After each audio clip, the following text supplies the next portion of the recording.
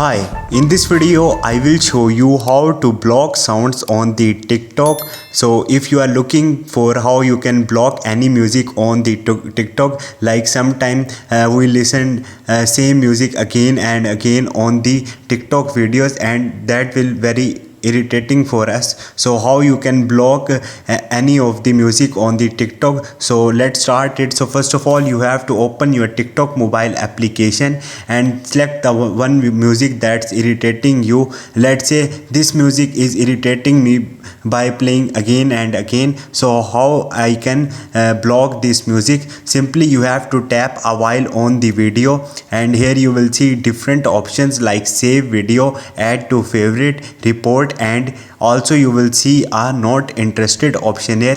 Click on the not interested. Now TikTok will know that you have no interest in this music, so they will try to not showing you this music. So this is the procedure. You can block any of the music on the TikTok. Hope this video will helpful for you. See you next time. Thank you.